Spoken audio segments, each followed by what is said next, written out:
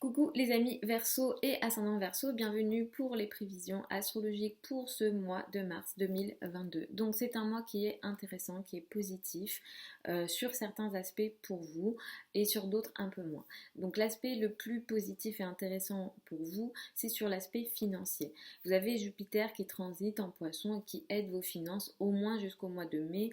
Vous serez très favorisé sur le plan financier. Il y a une amélioration de vos ressources personnelles. Il y a une amélioration de vos finances d'une manière générale. Et ici, on a une nouvelle lune, la nouvelle lune du 2 mars. C'est peut-être la nouvelle lune la plus chanceuse de l'année. C'est une nouvelle lune qui est jupitérienne. Elle va vous permettre, dans la foulée du 2 mars, de peut-être entamer des nouvelles choses dans votre vie qui vous permettront d'accroître vos revenus, vos finances, vos ressources. Comme Jupiter est à côté de la lune, c'est pas une mini croissance. Là, on est sur une évolution conséquente, très importante et évidemment je vous le souhaite. Si jamais vous avez envie d'entamer des nouvelles actions pour vos revenus, pour vos ressources en vue d'améliorer vos revenus, je vous recommande d'utiliser cette nouvelle lune du 2 mars qui va permettre évidemment, comme je vous le disais, d'améliorer vos finances, vos revenus, mais ça vous permettra aussi d'apporter un changement au niveau foyer, habitat ou sur le secteur de l'immobilier. Ici, il y a peut-être une libération aussi que vous créez au niveau habitat, foyer, famille. Donc on a aussi cette énergie-là qui est très positive. Les jours qui suivent le 2 mars, c'est vraiment très intéressant pour vous. Ensuite, il y a des choses un petit peu moins évidentes. Vous avez eu, je vous l'ai dit plusieurs fois, je l'ai dit dans les prévisions hebdomadaires, des situations peut-être un peu cachées, un petit peu compliquées peut-être ou cachées au niveau amoureux. À partir du 6 mars, vous allez récupérer votre énergie physique.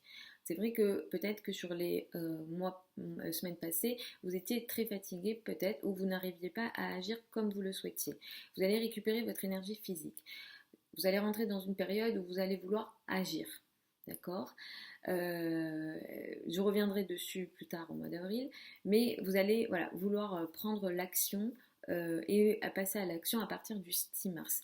Vous allez aussi récupérer votre énergie plus vénusienne, c'est-à-dire que vous allez peut-être mieux vous sentir dans votre peau, les relations amoureuses seront moins face à des situations soit karmiques, soit que vous ne contrôlez plus, peut-être que certaines choses vous permettront de voir les choses beaucoup plus clairement. En tout cas, là, vous récupérez une possibilité d'action au niveau relationnel, au niveau action-combat d'une façon générale, physiquement et aussi. Sauf que vous pourrez aussi vous attendre à des complications au niveau relationnel. Parce que alors à partir du 6 mars jusqu'au milieu du mois, il peut y avoir des énergies de conflit. Donc attention à ça. Et une énergie presque de rébellion dans les relations autour du 19 mars. Attention à cette date-là, je donne la date, mais c'est autour de cette date. Il peut y avoir une rupture dans vos relations. Ça peut toucher vos relations à l'autre, ça peut toucher aussi la famille, le foyer, l'habitat. Il y a quelque chose qui peut se casser ici potentiellement, évidemment que je ne vous le souhaite pas, mais l'énergie, elle est très forte. Et sur la fin du mois, il peut y avoir comme une énergie de restriction dans vos relations. Vous pouvez soit ne pas vous sentir aimé, soit sentir que dans vos relations c'est bloqué, ou ça n'avance pas comme vous le souhaitez. Globalement, vous rentrez dans une période où vous allez vouloir passer à l'action, vous allez vouloir faire des choses. Et en plus, dans d'autres domaines, il y a des évolutions. Mais Saturne va bloquer ici. Alors quand Saturne bloque, c'est souvent pour une raison, c'est pour que vous preniez les meilleures décisions.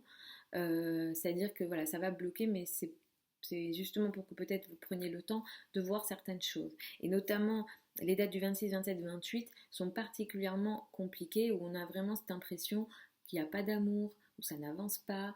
Vraiment, Saturne va vraiment restreindre ici Vénus, va empêcher Vénus d'évoluer. Alors j'espère que vous comprenez quand je parle, mais Vénus, c'est la douceur, c'est l'amour, et ça veut que les choses se passent bien dans la conciliation, mais Saturne empêche la Vénus, et en plus, par moments, Vénus va être retrouvée bloquée entre les deux maléfiques, Mars et Saturne.